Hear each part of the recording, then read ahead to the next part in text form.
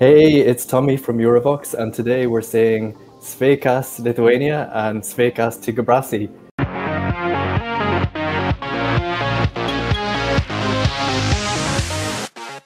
Gebrasy, how are you doing? Hello, I'm great, thank you. How's it going? I'm really excited to talk to you, and of course to talk to you about your amazing song, Where Do You Want to Go? For anybody who doesn't know, the Lithuanian selection show for Eurovision 2021 has been running over the course of January and February, and we're headed towards the final on Saturday night. It's gone from 21 artists and songs down to just 6. And Gebrasy, you're one of the final 6. You'll be in the final on Saturday. So how has the past month been, and how are you preparing for the final? How is it all going? Well, the past months, it's been very hectic. I had a lot of things to do. Before starting to participate in Eurovision, I really did not expect so much attention towards my song. So the views going up every single day was very surprising to me. And everybody who knows me knows that I was shaking a little bit before the first show, because I didn't know if I was going to qualify to the semi-final. So yeah. Wow. The favorite status really surprised me. I'm very happy that people like the song so much, because it shows me that we're heading in the right direction with my music right now. Awesome, yeah. I mean, personally, I can tell you I had like such a reaction to this song. I've been listening to it pretty much every day, and it gives me chills, gives me goosebumps all the time. So I'm glad to hear that it's getting such a good reception. So I'm curious to know about the show on Saturday. So will there be live performances, or have you guys pre-recorded the performance that's going to take place? The Saturday final is going to be live. So tomorrow we're traveling to Vilnius for rehearsals, and Saturday it's going to be for rehearsals as well. And on Saturday night, yeah, everything's going to be live. So it's going to be very different the way that the semi-final or the selection ran, because yeah, we're going to have those 3 minutes that we get on stage and we have to perform, whilst during the semi-finals, for example, you had to go up on stage, check your sound, do like 2 to 3 shots for like the backgrounds and everything. And then they said, now it's the time that you film for the show, and then you knew that you have those 3 minutes. So right now it's going to be a little bit scarier, I guess, because the anticipation, it's going to be a lot stronger, since you won't have those 25 minutes that you performed the song before. You just have to, they announce your name, you walk up, you sing, and yeah. Wow, that's exciting. So it's all getting very real for this Saturday. Yeah. Yeah, and so over the past couple of weeks through the heat and the semi-final, have you had time? You mentioned you had time to kind of prepare and make your recording. So have you had an opportunity to kind of tweak things, change your staging, see what works well, what doesn't work well, and adapt as you wanted to? Well, yeah, there's going to be a few more changes on the final. There's going to be changes in the way that we film things, and there's going to be changes in the way that we use the lighting for the performance. So these two things are the things that are going to be changing for the final, at least a little bit. Awesome, sounds good. I can't wait to see it. And of course, I want to talk to you a bit more about the song, Where Do You Want to Go? So you mentioned that you were actually a bit surprised by the reaction, and it's quite incredible. So over the past couple of shows, you've actually been getting top marks, you know, top points from the jury and the public in both your heat and the semi-final. And so you were surprised by that? Like, how have you found the reaction and people's impression of the song? Well, during my previous participations, I was kind of used to getting those higher points from the jury. But in the televote, I usually was like 8th or 9th or even last. So that's why I never came in with high expectations, because I didn't know how the public will see my performance. So the fact when I saw in the selection that I won the televote for the first time, I really could not believe it. And yeah, people around me were telling me that I was going to go to the final, and I was like, yeah, like there's so many different things that can happen. And I was really just going day by day and trying to do my best on stage to show that I deserve that final. Perfect, sounds amazing. And so before we dive into the song in a bit more detail, let's see a clip of Gebrasy, Where'd You Want to Go? Where'd you wanna go? You said I don't care at all, as long as I'm with you. Hands gripping the wheel as you told me how you feel. Wow, so that was Gebrasy with Where'd You Want to Go? So Gebrasy, I'm really curious to know more about this song and the songwriting process, when you wrote it, where it came from, your inspiration. Could you talk a little bit about that? Well, I wrote this song in my own home. I had to write like 2 songs every single week we planned to use the songs for Eurovision, find artists for them. And yeah, I was writing songs every single week, the entire summer.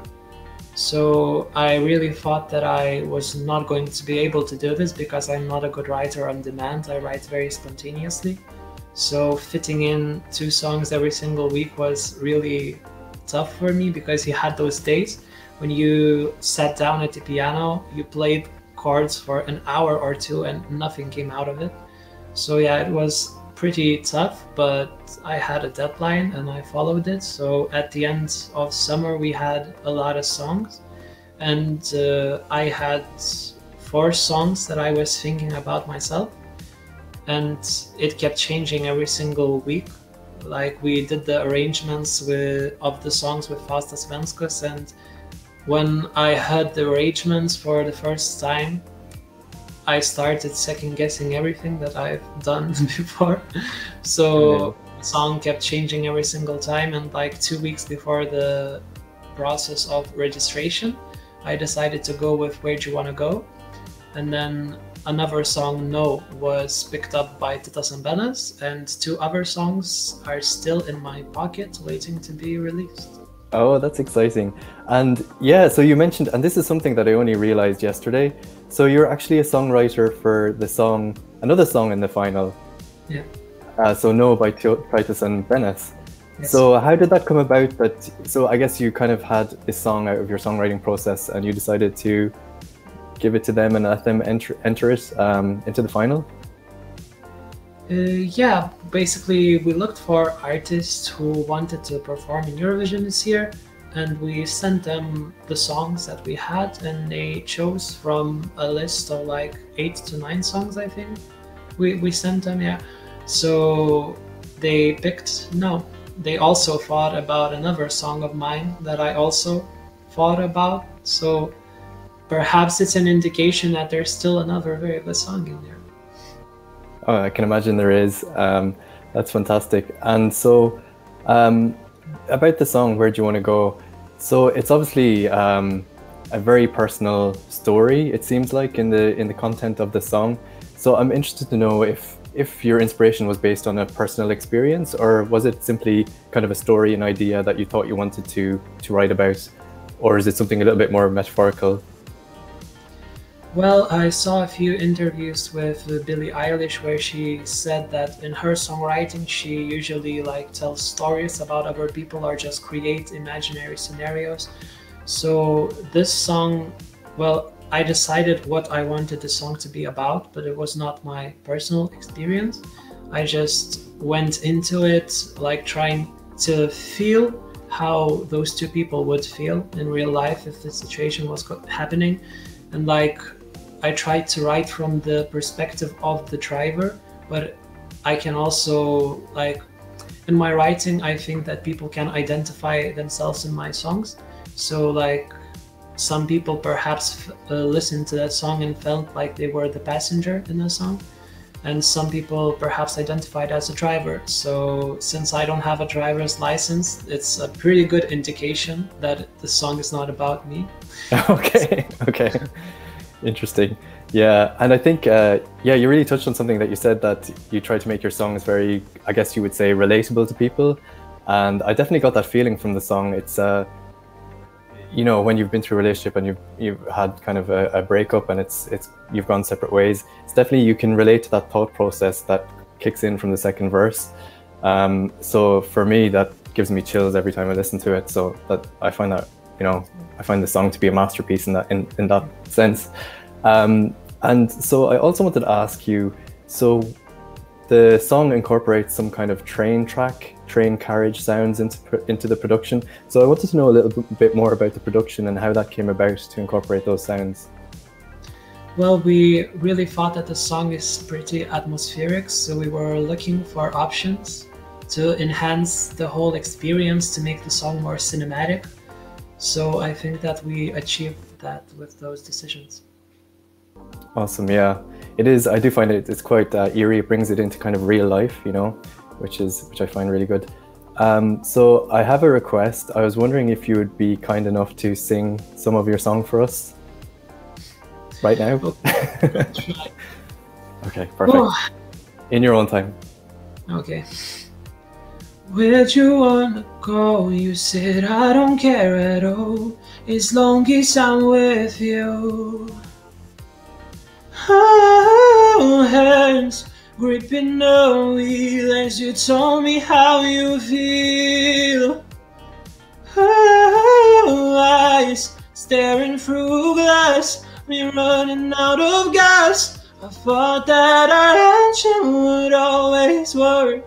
It's time for you to go where I can follow you. Oh. Is it okay? Wow. Yeah, it gets me every time, honestly. It makes me so emotional. I was listening to it in the kitchen yesterday and there was tears coming to my eyes. Yeah, this is what you're doing to me, Gebrasy. I don't want to make people sad. No, I guess, you know, it makes you think of things, you know, in your own life, and yeah, I mean, it's amazing. So I also read somewhere that you've actually, I don't know if this is true or not, but I read that you've been writing songs since you were 10 years old. Is that right? Yep, I did. It was awful songs at the start. At the very start, I didn't even know how to play piano properly, so I visited my vocal coach with lyrics and a melody, and I just said, please help me, I can't play any instruments, can we please arrange this so it becomes a song? So yeah, that's how it started out, and at like 14, 15, I delved a little bit deeper into songwriting. At first, I thought, oh my god, I'm such a good writer, these songs are so great. They were awful, they were absolutely awful. Like, the only songs that I remember fondly are like songs that I wrote in the last 6 years, from like age 19 to 20. Everything that was written before that, I don't think I'm able to show it to the world. Committed to history. Interesting. And I also had a chance to look at your YouTube channel, which, as well as obviously your own wonderful music, has lots of cover versions by other artists like Gavin James, Hosier, Niall Horan. Are those some of your musical influences, or I guess who inspires you as an artist? Well, I have a lot of musical influences, and they change perhaps even every single month. I listen to a lot of music.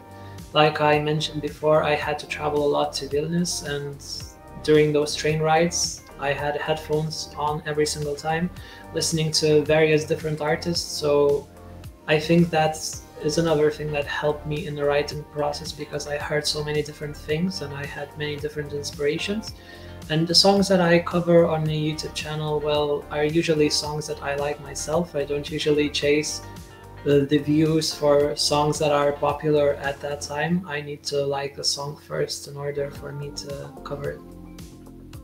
Perfect. And I noticed you also have some Eurovision covers on your YouTube channel. So I can take it that you're quite a big Eurovision fan also. Well, yeah, Eurovision was always on at our home. Like, I remember, oh my god, I don't know when I started watching Eurovision. Perhaps it was like 2002, 2001, something around that. Like, I never missed it. I watched it every single year, and like in the past couple of years, I even watched the rehearsals. And yeah, I was trying to take in the experience of seeing what the behind the scenes are. And as it was very interesting to me, since I participated in many different television projects, so I was interested how things were going differently there. So I tried to gather as much information from rehearsals as possible because it was very interesting to me. So yeah, you could say I'm a pretty huge Eurovision fan. Yeah. That's awesome. And so do you have a particular favorite Eurovision song, either from Lithuania or otherwise? Well, do we have like 30 minutes so I could list them all? Yes, we do. Let's do top three maybe. A top three. Okay, I don't wanna. Okay, Salvador Sobral was very, very good. That's definitely going into the top three.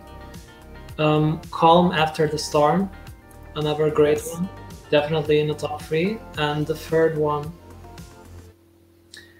I have no idea. I guess I'll go for an old one. Like, I really liked this one when I was a kid. I remember it still many, many years later. It was Tom Dice's Me and My Guitar. And I actually to work with his songwriter 2 times when I participated in Eurovision in 2017 and 18. So yeah, when he wrote me and like wrote all the songs that he's written, like people that he worked with, I just went down the line and I saw like Tom Dice, Me and My Guitar, and I thought, oh my god, wow, this is real. Yeah, I took the opportunity. Yeah. That's awesome. That's really good. And I think you mentioned it briefly just now, but I know you've also participated in XFactor in Lithuania, I think twice, is that right? Yeah, I participated as a solo artist in season 2 and with a band in season 3. Wow, and so how has that prepared you for the national selection that you find yourself in now? Well, it was 7 and 5 years ago, so a lot of things happened between them. I don't think that those particular shows really prepared me much for what I'm doing right now. I was singing a lot as a backing vocalist with biggest artists in Lithuania, and we had a lot of arena tours, and I think this is the thing that really helped me develop into the artist, because I saw everything that was going on stage, and I sang in front of thousands of people, and I know perhaps I was standing there in the back, but like you feel everything when you are on stage.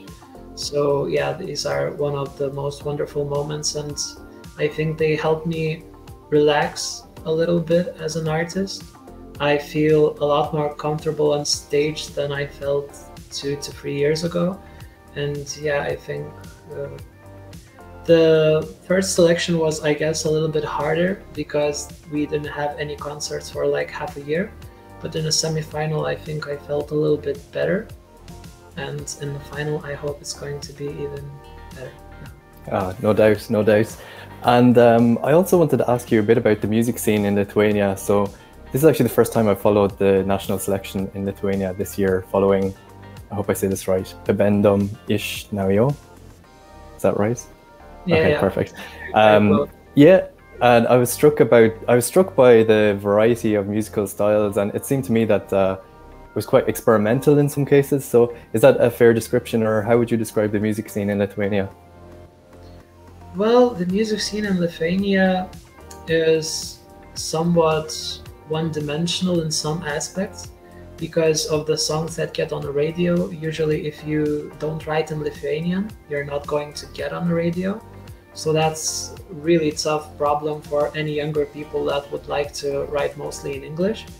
So usually the time of the year when people actually care about English music is when Eurovision starts, because then everybody is like, why are you going to Eurovision with a song in Lithuanian? That doesn't work. Why are you doing this?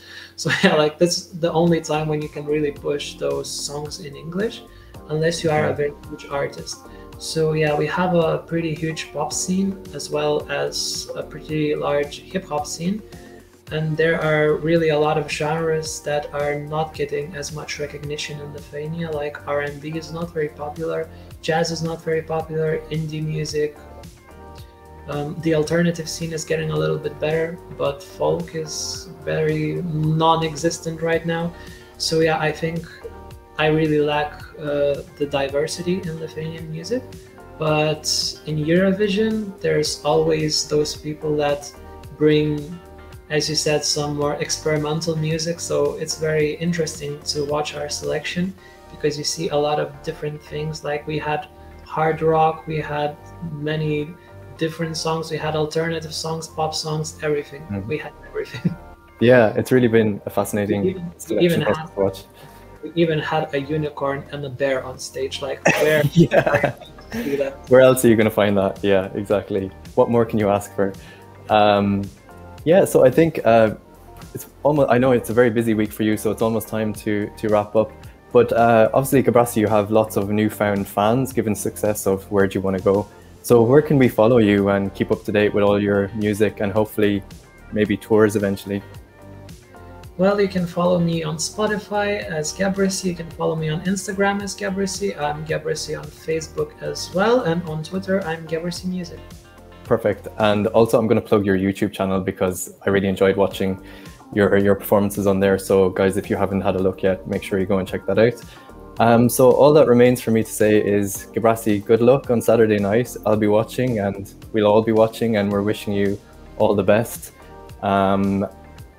Yeah, it's been a pleasure to talk to you and yeah, good luck with everything. Thank you. Thanks for the interview. No problem at all.